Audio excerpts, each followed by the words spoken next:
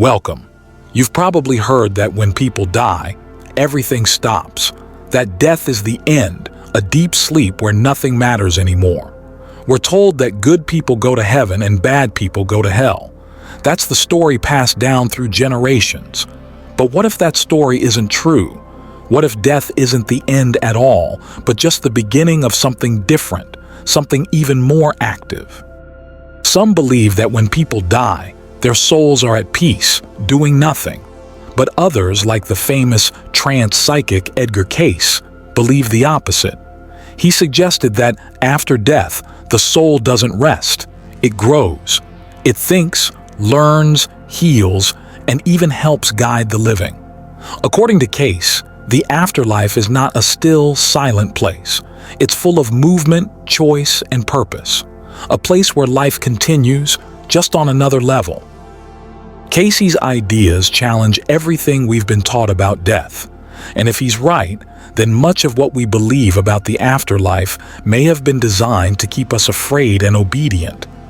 But you're here now, and that means you're ready to question it all. You're ready to pull back the curtain. Edgar Cayce didn't come from a temple or wear religious robes. He was a quiet man from rural Kentucky, humble and soft-spoken.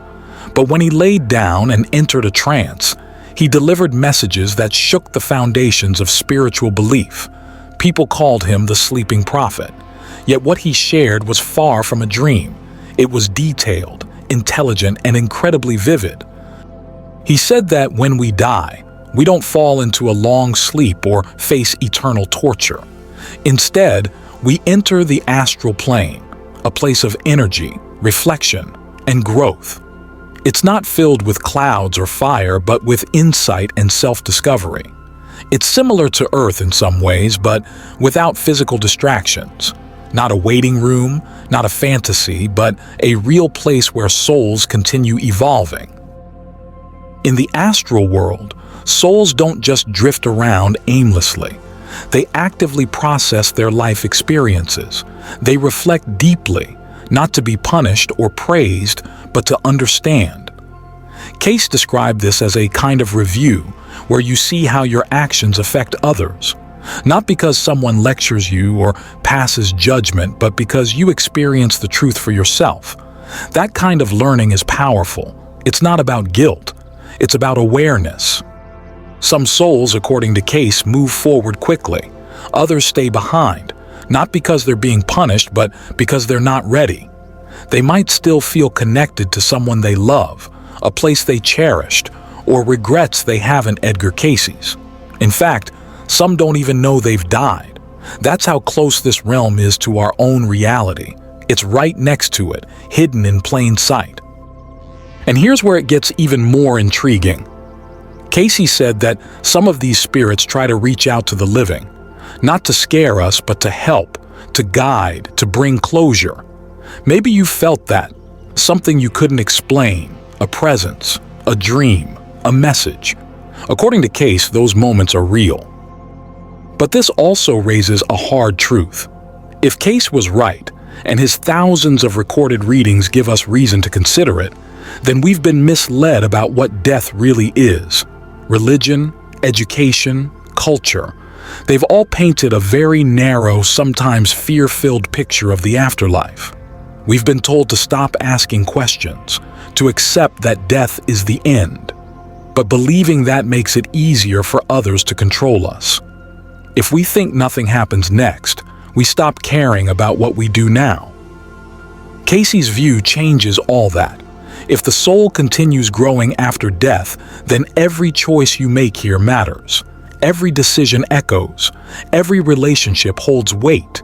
Your life becomes part of a larger journey, not just a race to a finish line.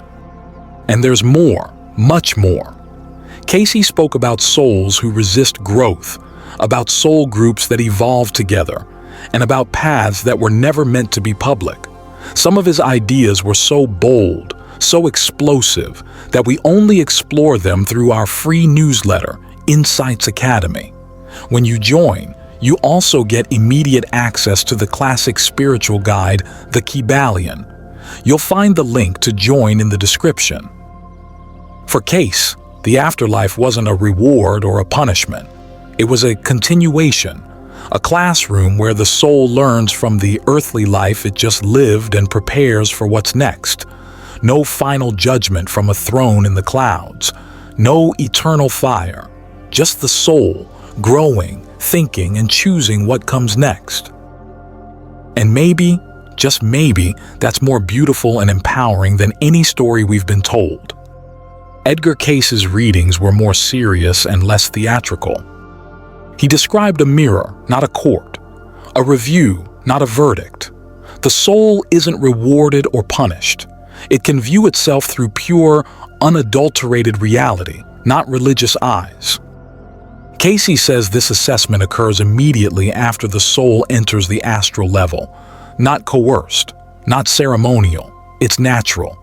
The soul returns to its source like a river. It feels clarity, not censure. You revisit life's important moments in a way that allows you to feel the emotional and spiritual significance of your decisions. Surprise. You feel it from both sides. You witness how your actions influenced others, their joy, sadness, and perplexity. You live it as yours. It's not unkind. This is evolution. Deep down, the soul understands cause and effect. No angel waves or voice roars. Just you, your experiences, and the reality you may have missed while alive. This process isn't about shame, Cayce said, about alignment. The soul realizes who it is and what it came here to do. Then things get serious. If you die in knowledge, not judgment, then death isn't about guilt. This is about growth. You're not penalized, getting ready. This assessment shows the soul where it went wrong, not to suffer but to rectify. It might mean overcoming past trauma. It might indicate reincarnating to fulfill unfinished teachings. It might even involve guiding non-physical beings to avoid your blunders. Cayce's biggest revelation: the afterlife has no secrets, not others but yourself. The astral world has no masks. Your falsehoods, tales, and justifications don't work. You can't escape your mind. And for some, that's the toughest part. Not being judged by others, but seeing what you've avoided your whole life in the mirror. This is why many people like simple death stories. Heaven and hell are simpler. They're clear. They're binary. Cayce's version? It returns responsibility as a gift, not a burden. It indicates continuous growth. It implies you can always adapt, realign, and soar. Died or alive, you write your narrative. And if that's true, then life isn't about escaping punishment, preparing for clarity. Making decisions today that you'll be proud to revisit later is important, since your higher self has always judged you. You who look beyond ego, fear, and humiliation. He saw this as the soul's next phase. When you embody wisdom instead of lessons, it happens. These higher levels free souls from emotional baggage and egoic confusion that plague many incarnated existence. Fear, scarcity, and competitiveness are absent. Cellularly, these spirits know that your healing is mine and mine is yours. Cayce believed these realms include telepathic communication, non-linear time, and intention-based reality. No need for dishonesty or manipulation. Truth is the language.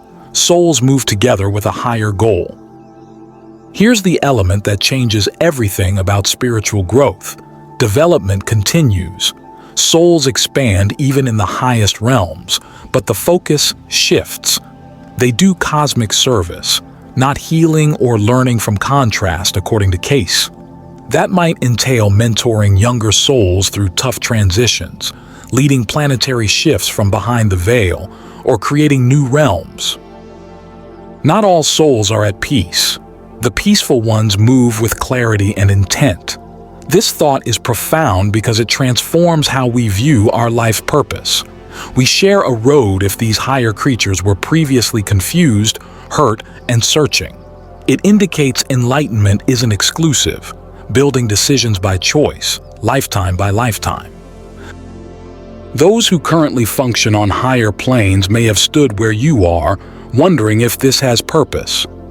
Cayce felt they were alive, as equal spirits who remember more, not as lords to worship. They react to frequency, not pleading. Invitation, not force, interferes. To meet them halfway, raise your awareness via compassion, truth, and alignment. They answer with gentle instruction that seems like it's coming from inside you, not explosions. It is in many ways. This is why Cayce advised against idolizing physical and non-physical spiritual figures. True spiritual evolution isn't hierarchical, regarding expansion. If someone has attained a greater degree of consciousness, it doesn't mean they are above you. It indicates they've traveled farther, remembered faster, and served. You'll do it out of love, not duty. Because remembering who you are makes service easy, the most natural thing ever. Not climbing a cosmic ladder to leave Earth. We're learning, remembering, and returning, not to the same life, but to the same reality presented at a higher level. Earth is a classroom. There are numerous, but the message is always the same. Know yourself, love others, and serve something higher than both. When that's your mindset, you won't need the higher worlds. They'll look for you. Why doesn't everyone know Edgar Cayce's life after death theory? That souls grow, guide, reincarnate, and serve from higher realms. Why not in textbooks? Why don't churches discuss it? Why does it feel like you have to come across this fact by mistake, like discovering a secret message behind a picture in your living room? Because you were never supposed to know, at least not in the world as it's been designed. Cayce's revelations down in major institutions including religion, politics, education, and consumer culture. Their common view is that death is the end. You need terror to stay in line. Everything in life becomes stressful if death is final. You've only got one chance. To get a reward, comply, follow the rules. You gotta fear, because fear makes you predictable, and predictability is the lifeblood of control.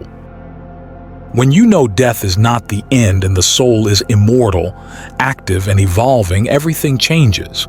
Suddenly, terror slips. Stop choosing from survival mode. Stop seeking external approval. Stop submitting to silence-benefiting systems. You start thinking independently, and independent thinkers, they're challenging to program, hard to sell to, hard to manage. Which is why Cayce's work is mostly disregarded, mocked, or buried. His sermon wasn't religious. He wasn't evangelizing. He repeatedly reported what he witnessed. People asked about health, relationships, spirituality, and lost loved ones in hundreds of trance readings. Time after time, the replies confirmed that the soul is everlasting. Your actions count, and there's a lot more to reality than what we've been shown.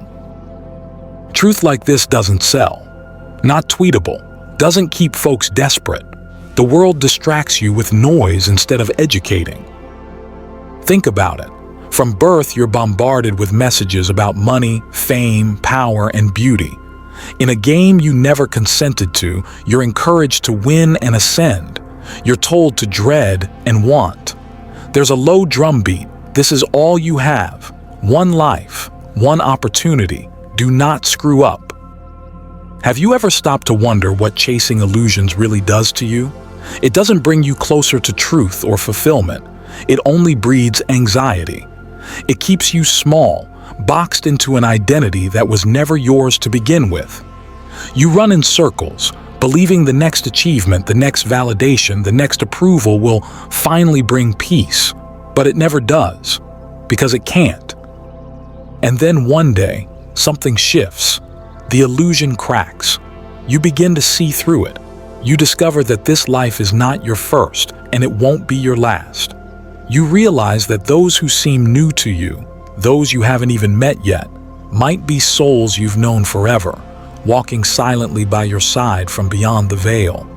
That veil, once mysterious and feared, starts to thin. It doesn't separate life and death as you once thought. it only obscures memory. When you reach this awareness, everything changes. You stop playing the old game. You stop asking shallow questions. Instead, you begin to ask the ones that matter. Why did I come here? What am I meant to remember? What have I forgotten on purpose? This kind of knowing is not dangerous, though many want you to think it is. It's threatening, yes, but only to systems built on control. It dismantles the idea that obedience equals goodness, that power lies in titles and institutions, and that you need an external authority to reach the divine. According to Edgar Cayce's readings, none of that is true. You already have a direct line to the truth. You already carry the key. You've just been conditioned to forget it. When this truth settles in, you feel something rise inside you, something unshakable, a quiet power, a deep fearlessness. And that's why this knowledge is often dismissed or labeled as fringe.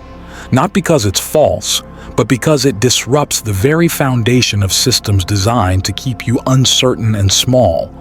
It doesn't serve the machinery of control for people to remember who they truly are. But now you're remembering. That's what matters. You're beginning to sense that you are not just flesh and blood, not just a name, a job, or a belief system you inherited. You are something far older, far greater. You are conscious. You are a soul. And as that memory returns, it sticks. You can't go back to sleep once you've awakened. You can't unknow the truth once it has echoed in your heart. Truth has a resonance. Once you hear it, you recognize it. It's not unfamiliar. It's ancient, intimate. It's yours. This truth has been hidden not because it's weak, but because it's powerful. Those who gain from your confusion don't want you to realize you were never lost to begin with. But here you are, listening, waking up. And now, you can't live the same way. Death no longer feels like an ending. It becomes a transition, a passage back to the greater whole. And once you see that, your priorities shift. Suddenly, titles, appearances, and social approval lose their grip. In their place comes a clarity, an inner compass that tells you your life has meaning, that nothing is random, that your presence here is sacred. Cayce didn't just speak of death. He revealed a way to understand life differently, more richly. He taught that the soul continues to grow beyond the body, and if that's true, then everything matters. Your thoughts, your struggles, your healing, your capacity to love. It's all part of the journey. Your soul is in a school, and every experience, no matter how painful or confusing, is part of the lesson plan. You are not just reacting to a chaotic world. You are moving through it with purpose. And that understanding doesn't make life heavier. It gives it meaning. It makes each moment holy. When we begin to understand, as Cayce described, that the soul is an eternal conscious presence, it transforms how we see everything: grief, purpose, love. Losing someone doesn't mean losing them entirely. They have simply moved to a different state of being. They continue, just in another frequency we can't quite hear, but we can feel them. That knowledge changes how we mourn. It shifts us from searching for closure to finding connection. It allows us to honor the dead not with desperation but with reverence. Because they're not gone. They're still here, beside us, watching, guiding, waiting. Not as silent observers, but as companions walking a few steps ahead, just beyond the edge of what we can see.